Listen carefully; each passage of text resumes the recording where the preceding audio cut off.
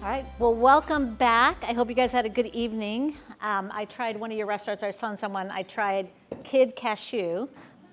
That was really good. Yeah, thanks for the recommendation of the area. And yeah, that was absolutely delicious. So, North Carolina is doing good, is treating us well, treating us very well.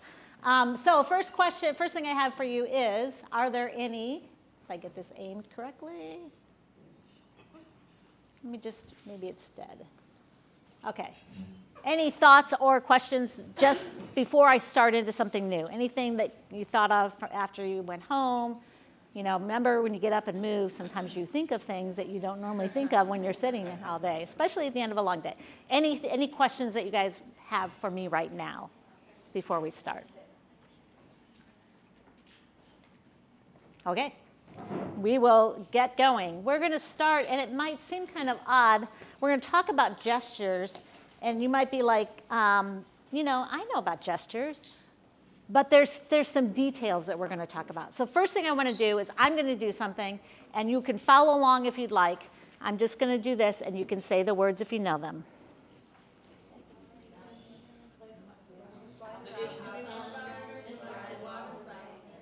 Down came the rain and washed the spider.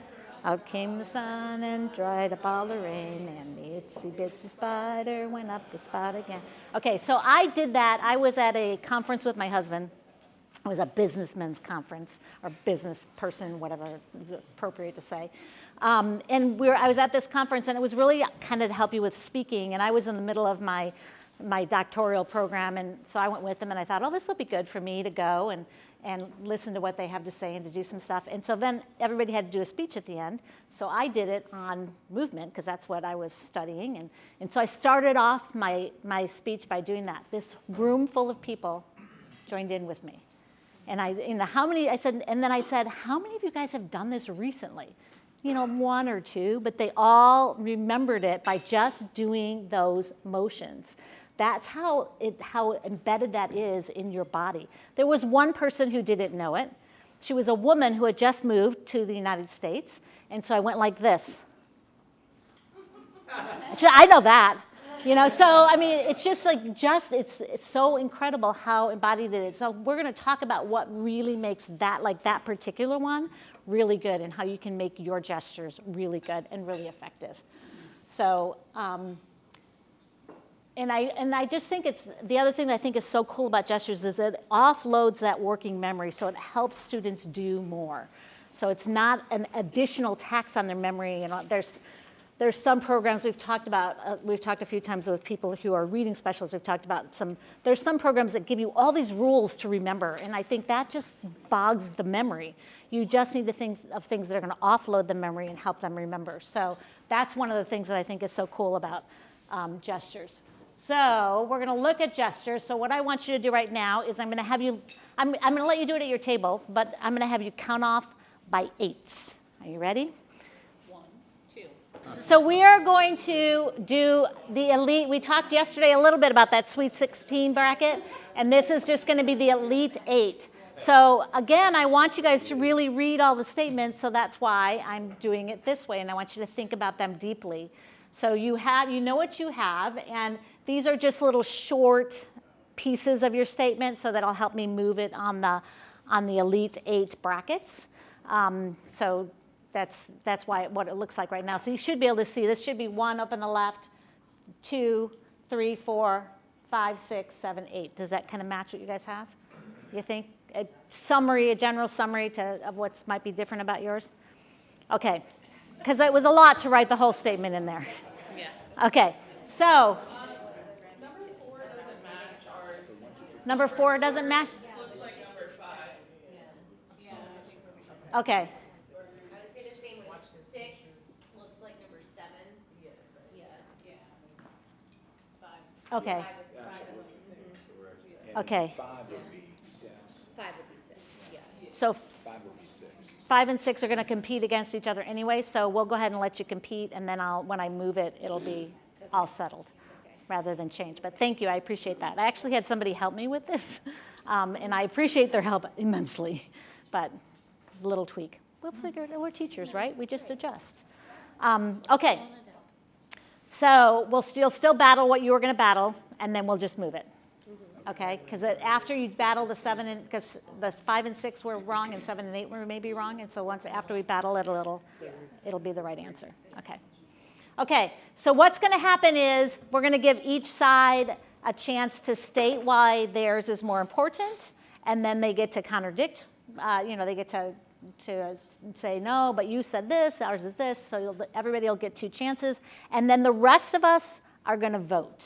And then we're going to say which one we think was the most important based on their defense of their statement. And then that will move into the next bracket. And once 1 and 2 move into a bracket, then 1 and 2 become one group. So I don't ever want people sitting out. You guys will all be one. Whatever it is, you're going to buy into the other people. Does that make sense? Okay. All right. So are you guys ready, 1 and 2? You guys ready to talk? Okay. Who would like to talk about number 1? Who would like to make a statement as to why it's important?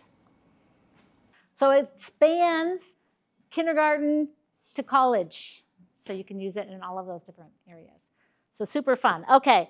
So we still haven't talked about, I put a new battery in the thing, but it didn't quite work. So I just want to tell you when we did the gestures, that was our second and third grade teachers mainly did gestures in the research that I did. They found it to be incredibly valuable, really helped the students. They said so the classes that I worked with had I would say 40 to 50% kids on IEPs.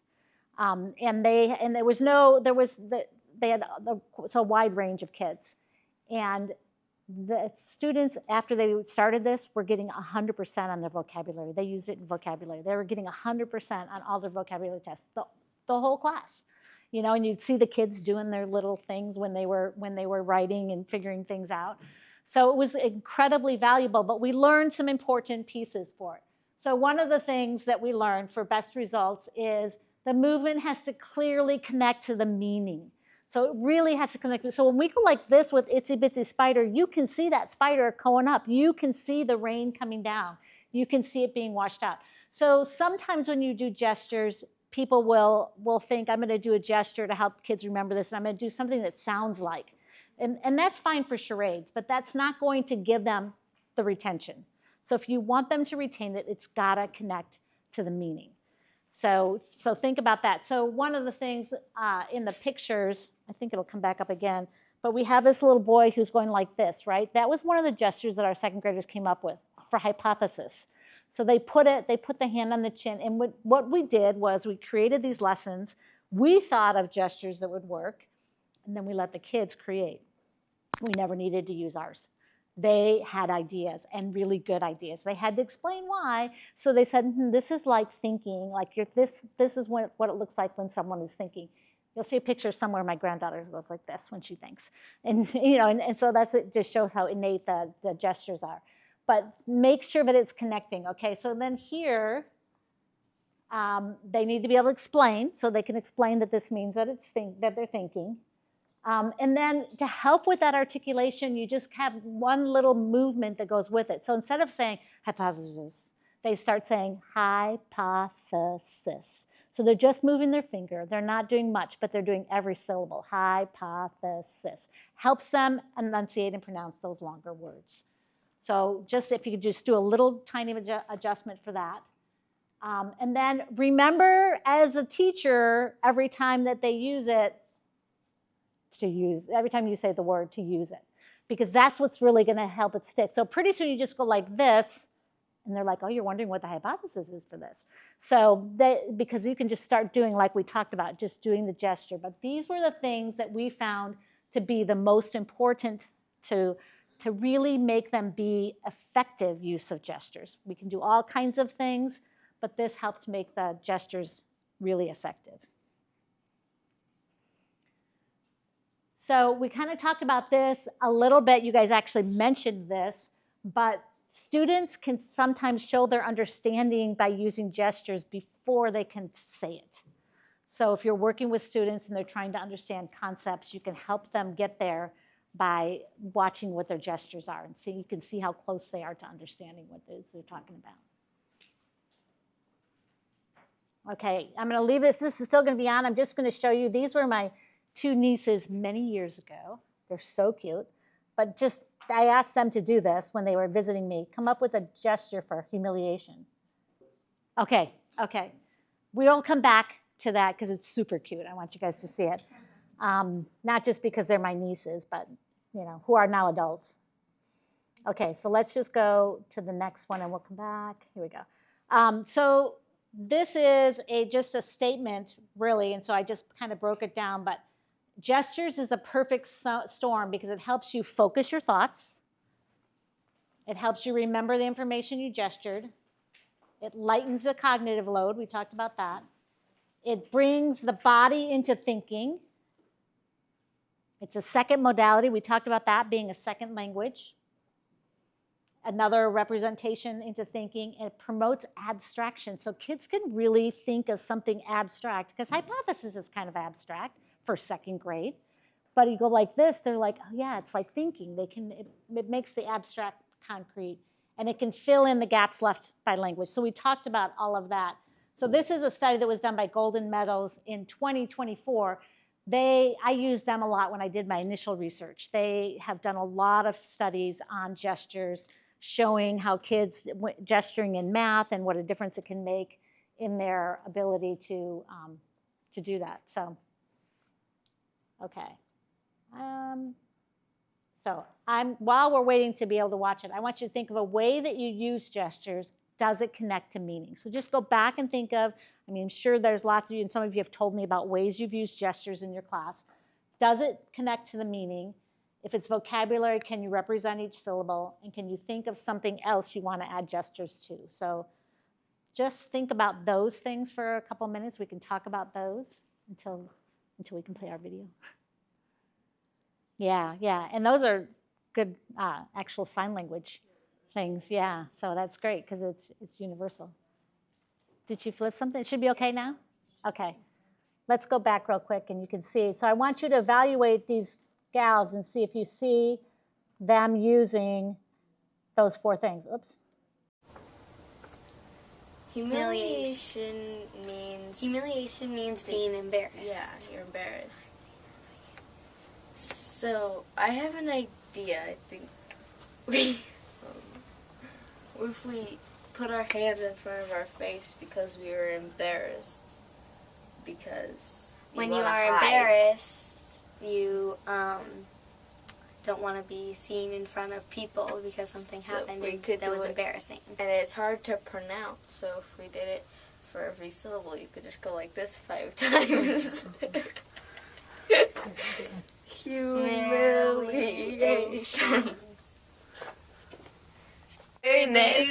We are humiliated. And that's the word. So Humiliation. trying to hide our faces.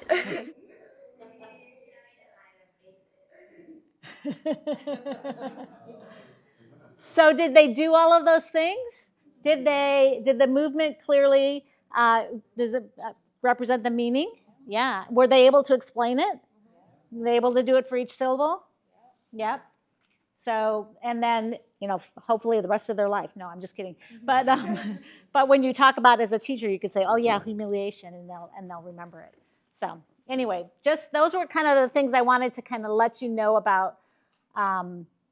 One suggestion is in one of the articles that I was reviewing recently says, talk to the students and say, can you use your hands to help you describe it? So like if they're having trouble saying what they want to say, you can ask them to use their hands to show you. So that will be another way, because we know that it's innate. We know that it's something that helps their language. So that's something we can do as teachers that might help students. So especially when you have your second language learners, that's another good thing for them to use as well. Okay, so you guys, we pretty much talked about all this. But that's my granddaughter, see? That's where she's going. She's doing a puzzle, and she's trying to think what the next step is going to be. I'm sorry. I think she's adorable, so I can't help it, but I'm a little prejudiced. Okay, so we talked about, you guys have this opportunity to do this, but I think we've pretty much talked about it, right? So we can kind of move on beyond this. Okay, so rock, paper, math. Time for you to stand up. So we would do this. You need to find a partner. And if you don't have a partner, if you have an odd number at your table, raise your hand and we'll get you a partner. You need one? You got partners? Who needs a partner? You guys, two of you guys go together? Yeah, two go together and you have a partner. You need a partner? I will be your partner if no one else is your partner. Come on up and help me demonstrate, Terry. Okay. So this is something we would do in the middle of math class. When kids have been sitting for a long time, they can just stand up and do this, and we can do addition, subtraction, multiplication. Division would be really tough. Okay, so we're going to go rock, paper, and then we're going to do some sort of math. You're going to do, basically, you're going to do 1, 2, 3, 4, 5. And what we need to decide, do you want to do addition? Do you want to do subtraction? Do you want to do, addition's the easiest. Let's do addition first. Okay, so we're going to go rock, paper, and then you're going to throw a number out, and the two of you, you're going to try and add, and then do it again. Okay, ready? Okay, go. 9. 9, good job. 4. 4, whoa, you're fast. 6. Oh, 6, yeah. 4. 3. 4, I think, right? You got 3. So we got, was it? You got 2 out of 3 or what? Yeah. No, Okay, ready? 5. Okay, we did, yeah. Like, so anyway, you can do multiplication. Want to try multiplication? Sure. 4. 15. 15. I'm trying to see your fingers. 6. 6. Yeah. 4. 4. 5. 8. 8. Yeah. Okay, you can come back and 5, 4, 3, 2, 1. Have a seat. That's just a nice little thank you for being your partner. Give your partner a high five and thank your partner. Oh, thank you. Thank you.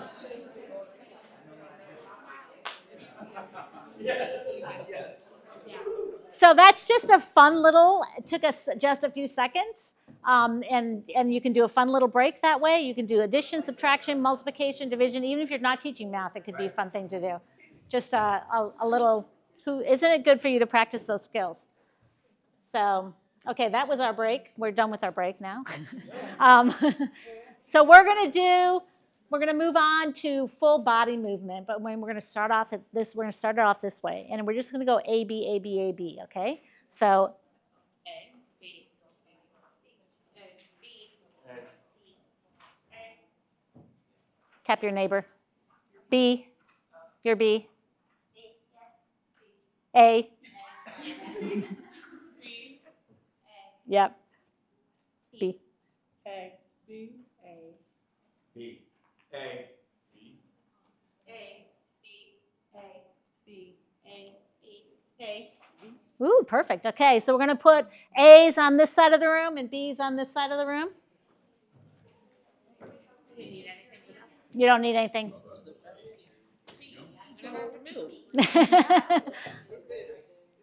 I'll have to think about that and get you moving. Do we need anything to write with? No, you don't need anything.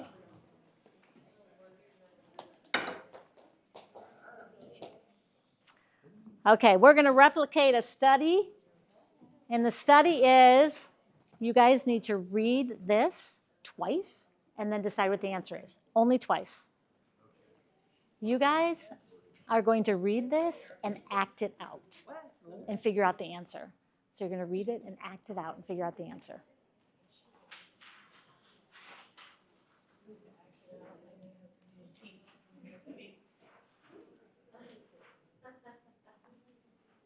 Okay, I know you've read it more than twice because I'm positive.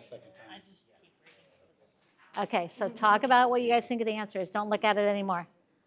Talk about what the answer is, but don't look at it anymore. Just talk. Try not to look.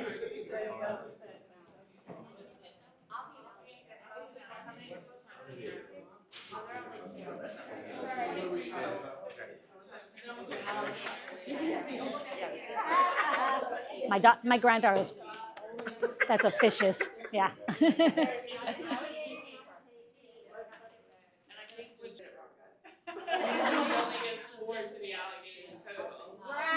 So here's the best, So here's the best thing about that. When she acted it out, she realized that the mistake was there. Yeah, so she could see it. So in the study, these guys were more successful than the ones who just read it twice because they didn't think about each alligator, whereas you guys did it. And it's fine because you acted it out and you figured it out. This is just kind of start talking about full body movement. So thinking about when you're doing your full body or acting things out and how it helps you think things through. Over here, I heard a lot of discussion back and forth and correction, but you guys saw it with your acting out. So anyway, it's a little hard to do when we're talking about people who have degrees beyond college or college degrees and beyond, and you guys are teachers. So what's more important, verbal or visual? Yeah. So, or physical. Yeah, like so just how they figured it out when they were moving, it was like, oh, wait a second. You could also Yeah. just deepen the understanding, right? I mean, you may understand it on this level, but acting it out helps you even understand it. Cement it even more. Even more, right. Right, because talking about it is exactly the more senses you add to it. Okay, you guys can go back to your seats.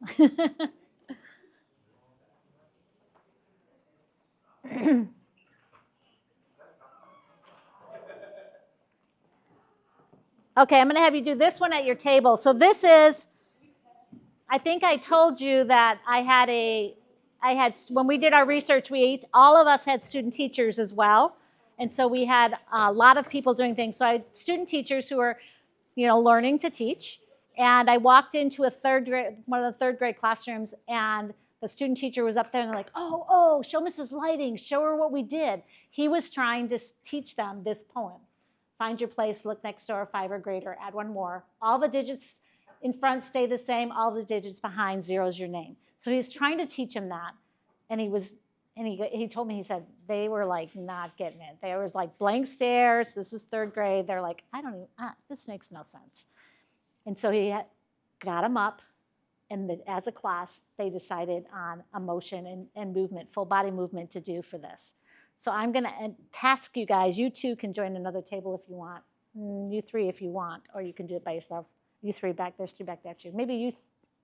So anyway, at your table, I want you to figure out a motion that you can do, and we'll kind of each show the motion that we've chosen.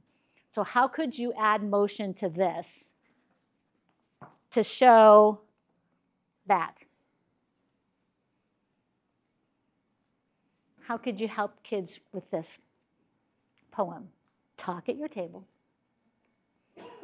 If you have a number and you're trying to round, you're going to round your number. You look, find your place. Yeah. So I didn't look at the time. And also, yeah. I didn't know that was mathematical. I was just being an amateur. I didn't even know there was something we were going to solve. Okay, got it. So you guys can do it. If you want to join another group, you can, since there's only 2. Okay. Didn't get it. It's rounding, and it's how you round numbers. Right. Okay. It's how you round it. Okay. Because one table was like, they didn't understand what it was, and I didn't introduce it well enough.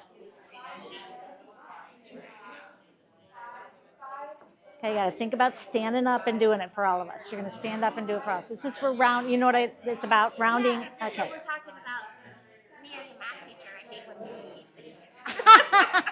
Well, you can share that afterwards.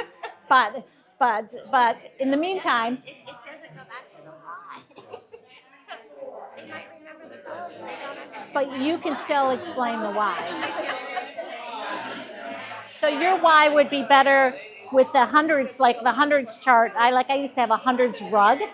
And so then you can see what it's closer to, or, that way you can actually visually see it. Yeah.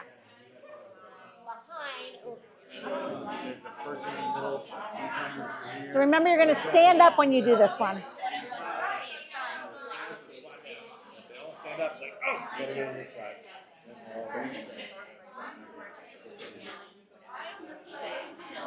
That's what I went to say.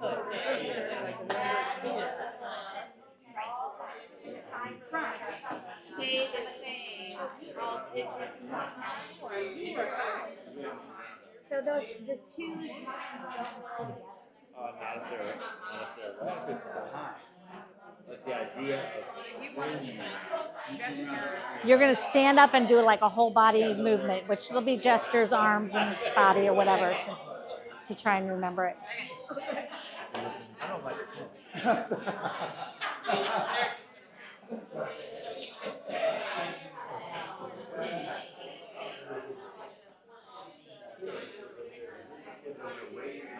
Yeah, you need to jump in the ground.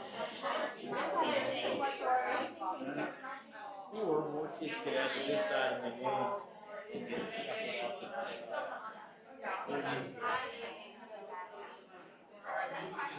Okay, I have a better. You have a better rhyme than this one? Yes, this one's very wordy. Oh, yes. Okay. You'll have to give it to me and then I'll use that next time. We just do 5 or more, let it soar. I mean, you can still do find your place, look next door, 5 or more, let it soar, 4 or less, let it rest. Ooh, I like that. I like that.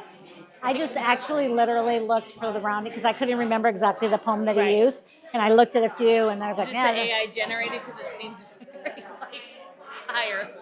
I think yeah, well, actually, I found the poem and then I actually had my assistant make it on that cute little paper. But Because rounding's yeah. hard.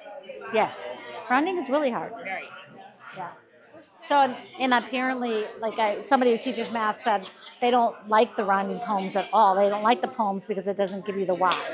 Right. And I'm like, I get that. I get that. So. Same reason why you don't teach more always meaning add. Yeah. Like that's a misconception. You have to take away in 3rd grade because they automatically see the word more and they're like, we're going to add it. And we're like, no, you're not. Not all the time. It's tricky. Some of those things are tricky. Okay, you guys feeling ready?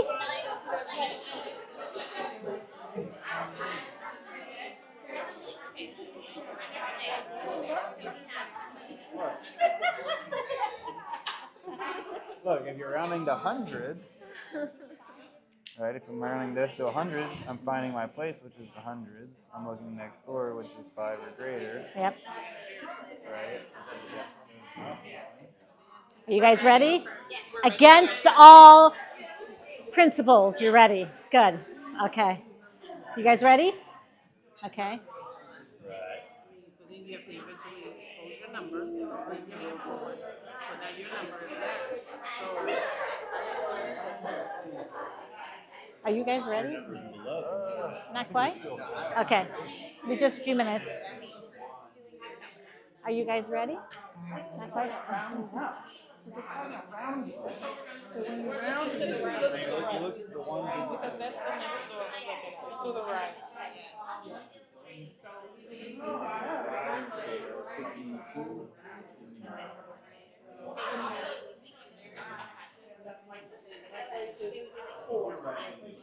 But our adults really feeling it.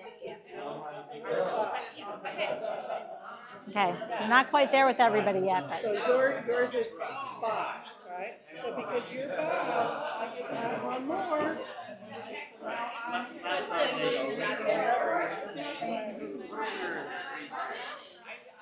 Right? One person PMC, right? And the other is I'm in non-decimal. All I have to do is a dot or something like that. You're over there, you're a number, whatever. You're over here, you flash fingers, and you get to ask the class, does he need a friend or not? Because if this person 2 out of 9, then you gotta round up, that means he needs another person. He needs to raise another finger. Kind of what the fingers represent. It's so cool to see all the different ways people are thinking through it. It's really interesting.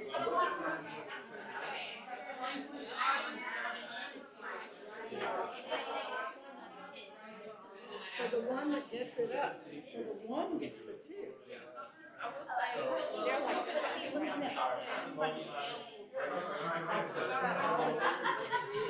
Did you write the poem? No. It's a confusing poem to explain rounding. That's one of my problems with like trying to, I mean, we put the words to it, we can do it, but I would never teach it this way because it's confusing to me. Yeah. Well, somebody else told me they have a better poem. Really, I don't remember the poem that he used, and so I just looked through a bunch that I saw, and then I was like, I think it was kind of like this because I remember it was look to the right, and then everything stays the same. I remember that. So, but yeah, back there she's like, I don't like these poems at all. I'm like, I'm a math teacher and I don't like these poems. Okay. But so I don't mean to offend anyone. I was just. No, but it does speak to the fact that like you can put gestures to it, but if it's not clear, if the notion isn't clear, you're gonna remember something, but that might not help you. Might not help you. Yeah. And that's just another way to think, So to me, it's find your place. You find like I'm in the 10th place or the 100th place. Find my place. And I look. It's the add one more part. You're not really adding one more at all. The point is that you're jumping well beyond to the next 10 or the next 100 Gotcha. or the next 1,000. Yeah. And that's the one that gets me going. Gotcha. Okay. I mean, I'm not trying to dissect it,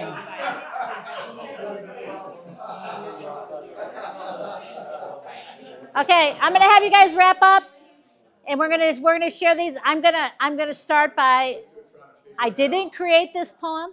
I was trying to remember what poem he used. I didn't know what it was. I looked and I thought, it sounded kind of like this because I remember it was like look next door. So I know that some people have better poems and some people don't like them at all. So I apologize for all of that. But we're going to use this one because it's the one that I found. And it was like, it seemed like I just did a Google search for rounding poems. So let's go ahead and see how we could take this poem and add a full body movement to it to help kids understand it. Good? Okay, and I apologize again. Maybe I have the best poem, but it sounded good to me. No, I'm not saying, you weren't the only one. All right, so who would like to go first? Oh, the back, they were up and ready. Then you guys can go second. Okay. All eyes in the back of the room. Are you ready? Here we go. Oh, they've got numbers there. Okay. So, all right, nice. So high school teachers, you can still do it with decimals, but okay. So good job. So think about this. This is using your whole body to learn, and we're going to talk a little bit more about that. But I'm going to have you guys using your whole body to learn. What did it do for you? That little activity when you had to think through this. It energizes you a little bit. You were laughing. What's my secret sauce, right? Is it fun? Yeah. Is it, how many people were involved? Everybody was involved. And how deep is your thinking? This one a little bit deep, but not too terribly deep, But you did there was some struggle in the learning. Yeah.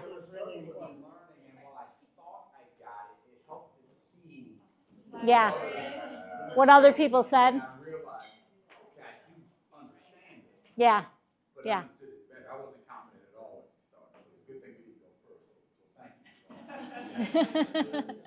Okay, so what you're going to do right now is it's kind of like milling to music, but you're going to walk around and stop when the music stops and find a group of 3 to 5. So get up and walk.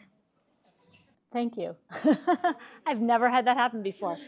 Okay, so I want you to think about a fairy tale that you know. Okay, so think about a fairy tale, and you can kind of see in this picture, there's a fairy tale there. You are going to act out, you're going to actually create a tableau. So you're going to be, and a tableau is, you're going to be frozen as that fairy tale. So you're going to be frozen in that position. You are going to assume that you are the person in that part of the fairy tale or tree or whatever you are. And then the rest of us will come up and tap you, and you will come alive and talk about what's happening to you in that spot. So we're going to try and figure out what it is. So you need to think of a fairy tale first. The second thing is think about a scene that you can freeze as in that fairy tale. So we presented. Okay. So just think about that for a second. What did that make you do as a learner when you were thinking about it, when you're thinking about what you were going to present and how you were going to freeze? What did it feel like when you jumped into that actual character? It was fun. Let's do our secret sauce. Is it fun? How many people were involved? Everybody. How deeply did you have to think? Not very deep, but if you were doing something that was a concept in your class, could it have been more challenging? I do fairy tales, right, because you guys all know fairy tales. And it transcends the different J's. It's the say something good. And you have to embody that person. So you have to think about if you were just watching, like we had Rapunzel, what if you were somebody standing out in the woods and you saw this going on? What would you be thinking? You know, I mean, if you had that many people. So you have to think about what it's like to be that person and embody that person. I will tell you that I will say it's about 3rd grade before kids can actually really transition and say, I am the wolf, or I am hungry. When I've done it with 2nd graders, they're just a little too literal. So they're just a little, and when I do it with little kids, I actually show them pictures in the book initially. Like, here's a picture book. Look at this picture. You guys are going to be this picture. You guys are going to be this picture, to kind of help them learn to like step into that. So that's kind of how you guide the little kids when they're first starting, because they'll have trouble with that. 2nd graders would probably say, I'm pretending to be the wolf. That's okay, because that's what they are doing. But by 3rd grade, they can usually say, I'm the wolf.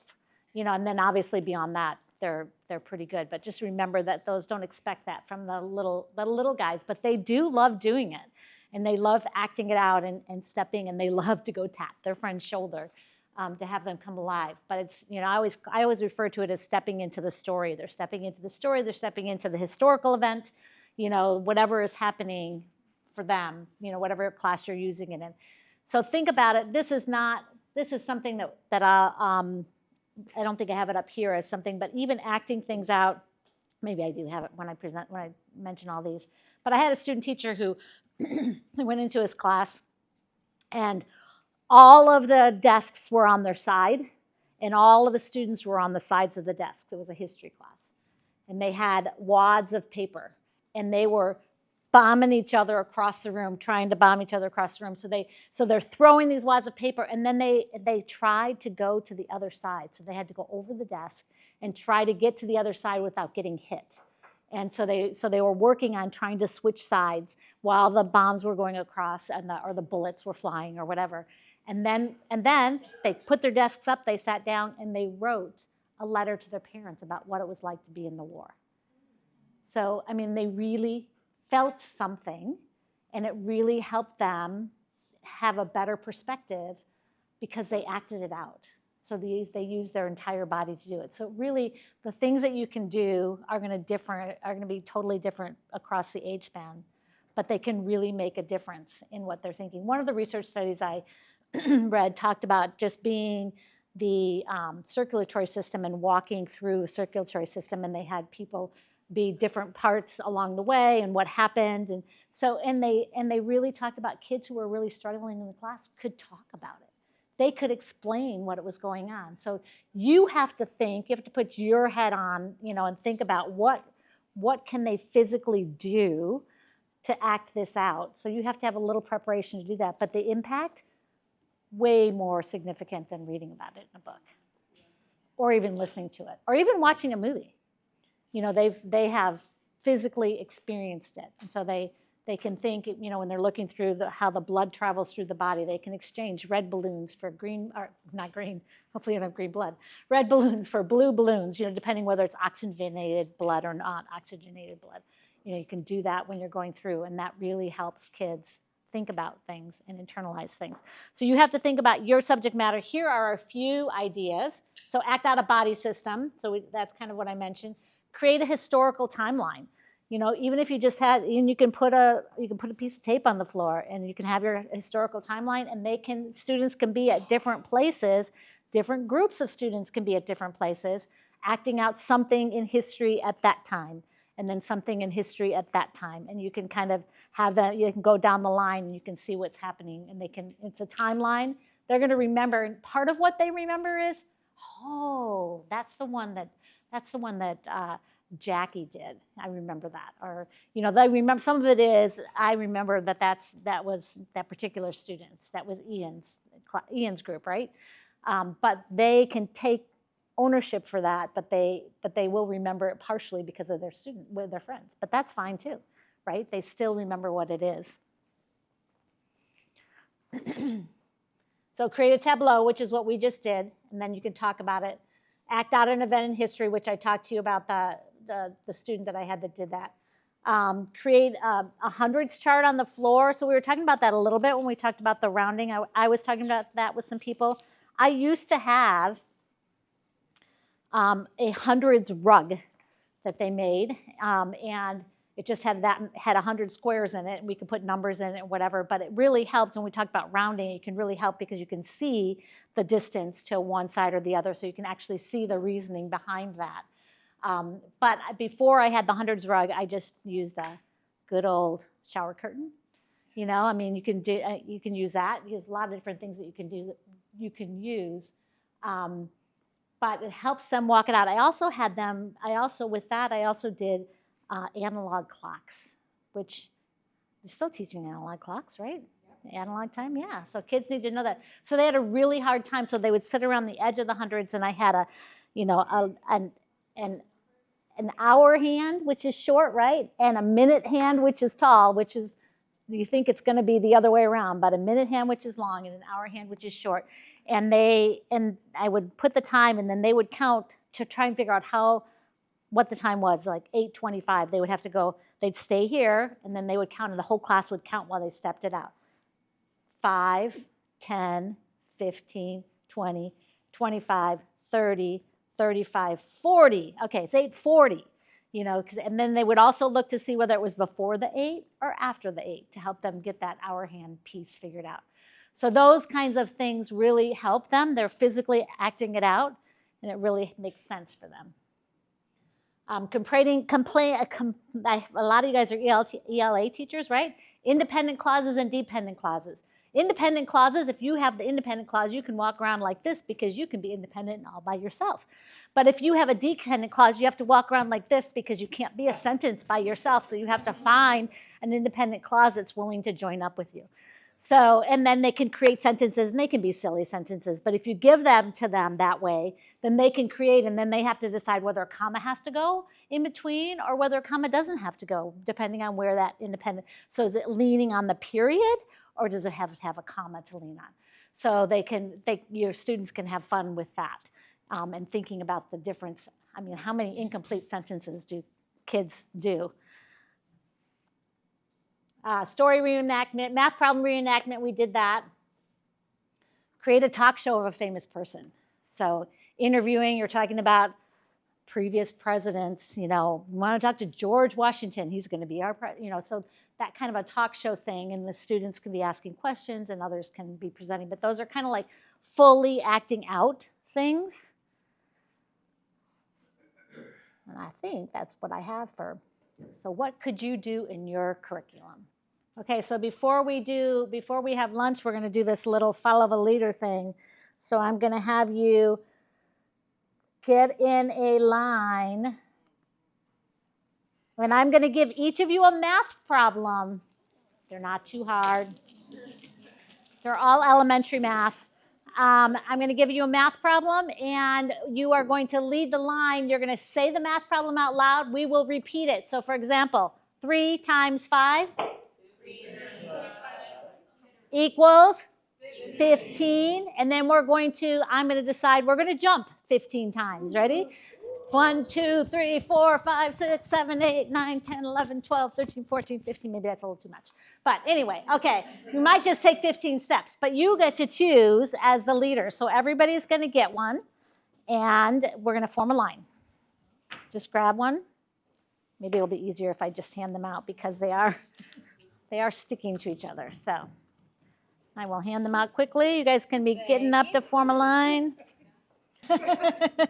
That 15 was hard. Okay, ready? Here we go. We're going to listen. She's going to say it. We're going to repeat it. We're all going to say the answer, and then she's going to tell us what our movement is. Okay. 7 minus 4. 7 minus 4 equals 3. Okay, what are we going to do? March 3 times. March 3 times. Everybody right behind. Ready? Go ahead and move. You can, yep. Okay, then you come to the end of the line, and we'll get to the beginning. 4 plus 1, 5. Jump 5 times. Ready? 1, 2, 3, 4, 5. Okay, come to the end of the line. Nice job, you guys. Give yourselves a hand. Go back to your seats. I don't need the numbers back. You can. I can recreate them if I want.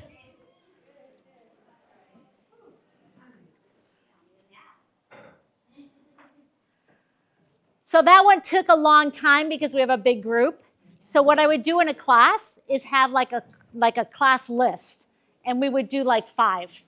So we can do 5, and we check those 5 people off, and then we do 5 more that we'll do it the next time, and we just check those people off.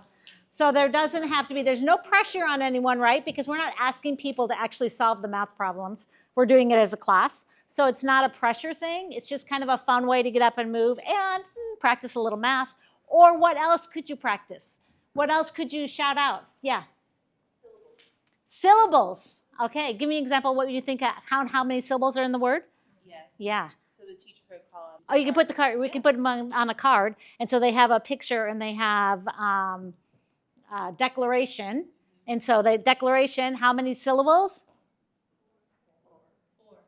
4. And then we do some sort of movement for those 4. Yeah, so that could be your vocabulary words that you're using, your spelling words, whatever you want to do. You could even, it would be trickier to have them count the number of letters if you have short words, but I'm just thinking out loud. Other thoughts? Mm-hmm. So you could do the phonemes, yep, and you could totally have them do the phonemes and words. And you could have, and if you're doing phonemes, you might be doing, then you usually have younger grades, so you might have pictures. So you might give them a picture of a frog, and then say how many phonemes, and what is it? It's a frog. How many phonemes do you hear in frog? Which, by the way, I use the word phonemes with my little kids, my 1st and 2nd graders. They loved it. They thought they were pretty sophisticated because they knew what it was. Their parents didn't. Sometimes their home teacher didn't, but other ideas. So that's just another one of those quick little stand up, do something, add a little. If you add the movement and you add the academics with it, then you remember that's even better for your brain. It makes sure it's an even stronger retention and that kind of thing. And what does it do? Is it fun? What do I think of our secret sauce? Is it fun? It's fun. How many students are involved? Everybody's involved. The cognitive level will depend on whatever you're doing. It's not something that's going to be really deep thinking, though. But because you want to kind of make it short and fast. But it's good review, right? Remember, we have to recall in order to retain, elaborate. Okay, good job. I think we have 3 minutes before lunch, so I think we can probably stop. After lunch, I want you to think about this. Sorry, I tell you to stop, and then I continue to talk. That was bad teaching. So after lunch, you're going to be getting together. We'll do I think I have maybe 1 or maybe 2 little quick things to do. But you're going to then think about how you can apply something in your classroom this year that you haven't done before. You guys are experts. A lot of you have done a lot of really fun things. You've heard from your peers the fun things they've done. You're going to think about that. I have some supplies here. I have markers and some tape and some paper and note cards and things like that, scissors, all of which, by the way, you can take a scissor home if you want because I'm not taking them back. I can't take them on the plane. They'll stop me. So anyway, I want you to start thinking about what have we done over these days. We've done a gazillion things. That's wrong. We've done a lot of things. And so think about what you can do in your classroom, and I want you to set it up, and you're going to actually teach it to us so you can have that experience of what it's like and work out some of those bugs before you actually do it in your classroom. If it's a really complicated long thing, like we may not do it, we're not going to do another Elite 8 because we don't have time, but we could start it. So just think you get things started in that. But think about it, because I want you to have that experience. How many times do you go see a conference, you learn something at the conference, you do it in your classroom, and then like, eh. So I want you just to have the opportunity to try it out in a very safe place, and we can all learn from it, right? Everybody's going to learn from whether it works or doesn't work. So get your brains thinking, and something new. That's my criteria, something you haven't done before. All right? Okay. Enjoy your lunch.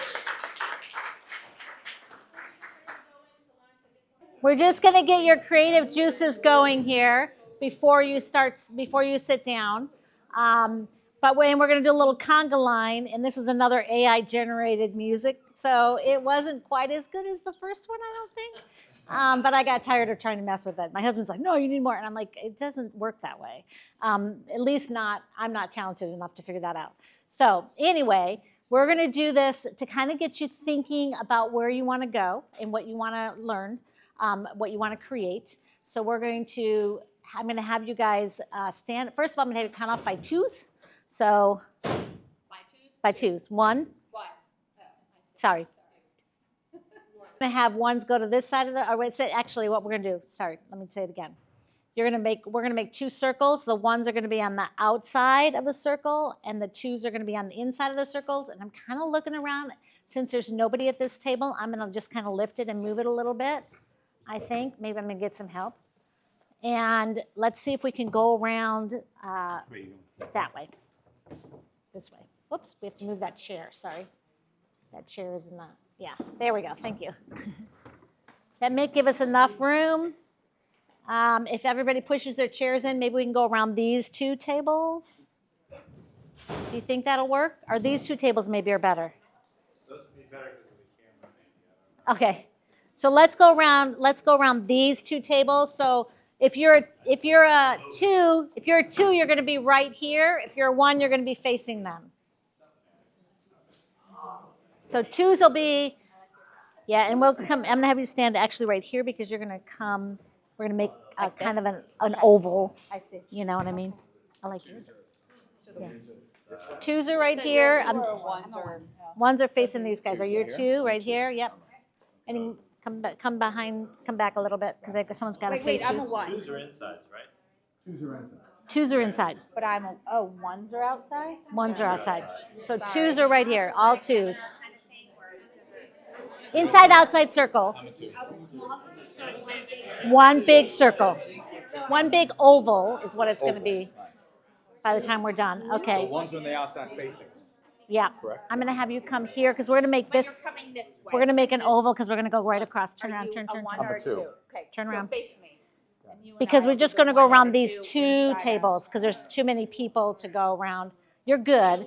But we're just going to go around these two. You're good. You just have to turn facing this way. We're going to cover this gap. Yep. Are you a two? You can come stand right here and face this way. I'm a one. Yeah, you're good. I know. So I go here? Yep. Okay. I got it. Twos are right along the inside here. Twos. Right along here, looking out. Twos. Are you a two? You're one? Ones are facing in. Maybe we could have gone around one circle. Yeah, okay. Oh, the back room? Oh, that would be good. But he doesn't have the camera, and I don't know if we can. I have stuff on the screen. Let's just think. So if you're thinking it's an oval around these two tables. So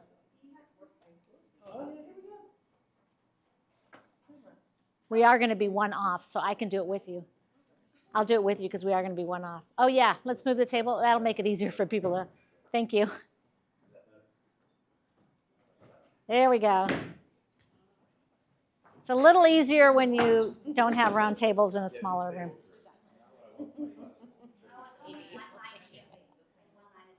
One line's going to stand still and one line's going to shift. Okay, so twos are on the inside of this oval facing out, and ones are on the outside of the oval facing in. So we might be off and have one too many ones. Is that correct? Does everybody have one partner? I think we all have a partner now. If you all have a partner, then that's good. We got some more people in. Perfect. Okay, because we ended on a 1. So here's what we're going to do. First question. This is also inside-outside circle, except we're going to with conga music, so it's a conga line. Okay. So first question, the ones answer first, and then you'll switch, and the other person will. So my favorite activity so far. So ones, tell what your favorite activity was so far real quick, and then twos will tell you share their favorite activity. Okay, now's when we're going to play that conga music, and then so pay attention, pay close attention.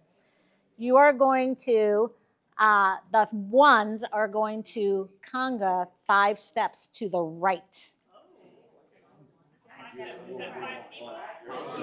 Just 5 steps. Just dance and go 5 steps, whatever they are, and then you'll have to line up. It's really going to be 5 people.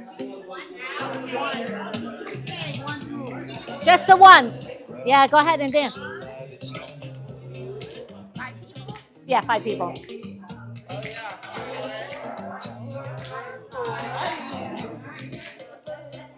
Okay. We'll just leave it at that. I think people went more than 5, but it's fine, whatever. I'm going to have you shift enough that I have one person because I need to have someone to talk to, I think. No, I think. Are we off a person here? Does everybody have a person? Okay. So shift, can you guys shift that way one, and I'll be your person. Okay. Okay. So what we're going to do now is the twos are going to answer first, and it is something I did not know before. All right. Good job. We're at one more time here. We are going to have the twos are going to go, instead of 7 people, I'm just going to say until the music stops, okay? So we'll just have you just go. The twos are moving. You guys can move, but I'll just slip them.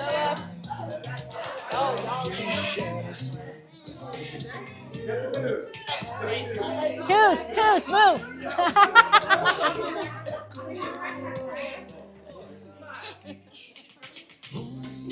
Oh, I see some real comedy going on over here. I'm going to be in the twos in a second when it stops. But she's stopping the music. So you just keep going to the music stop. Okay, let's go ahead and go one more. One more? If you don't mind going one more, yeah. Because then I can get in. Thank you. Okay, here we go. Ones are going to answer first. After this professional development, I think I could. Okay, nice job, you guys. Well, hopefully this kind of got you thinking a little bit about some things. And so what we're going to do next is you guys are going to actually get together, and you can get together with people who are teaching the same thing as you. You don't have to do it by yourself. You can do it by yourself if you want. You can talk together, still choose your own idea, or you can get together. But if you get together with a group of 3 people, you need to plan something that's new for every single one of you. I really want you to stretch yourselves. I want you to think of one of the things that we've done, apply it to your curriculum. And think of what you can do, and then we're going to teach it. So we can kind of see how it works and see if there's anything that we need to know. You know, like things like this, right? We didn't have a good setup for the circle, you know, and we had to make adjustments. So that would be something you would say, okay, now if I'm going to do this in my classroom, I've got to make sure I've got that space to make that inside-outside circle. And so it just depends on your room, whether or not, maybe you go out and do it on the playground, maybe you do it in the hallway. But, you know, think about how you can accommodate some things like that. You saw some of the things that we ran into today, and same kind of things you might run into in your classroom. Makes sense? Mm-hmm. So I'm going to let you guys get on your own. Now, I have right here, I have note cards, I have sticky notes, I have, these are the plates that we used yesterday, so you can use these plates. These plates haven't been used, which you're welcome to use, or somebody can take them home, because I'm not taking any of this stuff home with me. I will take my cards home, but because they're not very big. But I have decks of cards, I have scissors, and I also have these movement statements if anybody wants them, because some people talked about doing professional developments for the people. And I have markers. And I have our papers from yesterday, so you can use the other side. And with the markers or note cards, I have tape so we can tape things onto the wall. So I have lots of little things for you guys to do your stuff with. These bags are for the people who want to take this stuff home, because I cannot take scissors on the plane. They'll kick me out. I don't have room for anything. So, okay, good job, you guys. That was a good little brain thing right before. And we talked about this being a second grade, subject was math. And this is really moving while learning. We're kind of moving and learning. It's really also break. I probably should have put break up there, but perfect. Thank you guys for going first. I appreciate it. And power clap. 1, 2, 3. And it's, yeah, but They could have like jumped. they could have jumped. Yeah. Yeah. Yeah. Okay, so snacks should be there for you. Are you guys, we're ending at 2:45. So if we do snacks, do you want to do 5 minutes of snacks so that we have a little more time for presentations, or do you think we're going to be good? How long do you think? How many presentations do we have? 1, 2, 3, 4, 5, 6, 7. Okay, so 7 times 5 is 35. Can we do 5 minutes just in case? Yeah, and then we'll just kind of plan on them being about 5 minutes long, and that'll give us enough that we should make it all the way to the end. I mean, we'll make it all the way to the end, but hopefully not beyond. Awesome, good job. So 2 o'clock, come back. My thing says 2:02, so 2:07, come back. 2:07. Jefferson, okay. Nice job. That was a fun combination. Good. All right, you guys have done a fabulous job. Thank you for all of your participation. And I hope you got some good ideas that you can take back. Okay, I think I don't really have anything we shared. I was going to do this. I'm hoping that everybody anxious or excited when you think about movement? Excited. Increased control or leads to chaos? Increased control. Valuable or waste of time? Time consuming or time saving? Time saving. All right. We don't need to do this. This is one thing I'm going to tell you really quick, though. Stay on the perimeter when you talk about not much room. Sometimes you can just have students, what is the best thing that you learned, which is what I would have done in here. What's your favorite thing that you learned today? Write it on your paper. Keep it here. And then at the end, we just go around the circle and each person exposes what their, like vocabulary vine. And then somebody over there goes, oh, I had it too. And we both had vocabulary vine. So just kind of a way for kids to connect at the end. And you can do it. Actually, I started using it when I was in a confined space and I didn't have a lot of room, but at least they could all stand against the wall and they could hold up their paper. And it helped them it was just a closure activity that we did. So we missed that one. You can email me. I think I've got it on here too. These are all my students' hands because I used to make bookmarks when I was department chair, and so I asked them to send me those to me in the summer, and I sent that. But my email is on there. Feel free to email me. Put in the line TFI so that I know what it's about because sometimes I get a lot of emails, and that way it'll help me. If I don't respond to you, email me again because it's not like I meant to ignore you. It means that maybe I just got lost, but I'm more than happy to send you anything, any questions you have. I also have these. People can take these. I'm serious about this. These paper plates are clean and unused. I'll grab my tape because I'll use that. And feel free. And then if anyone wants some movement statements, the rest of it can be thrown away. So, and there's bags for you guys to. We had these bags at home, and I said, I'm going to take those in case people want them. Okay, that is it. I know we cut into the time a little bit, but thank you guys very much. Thank you.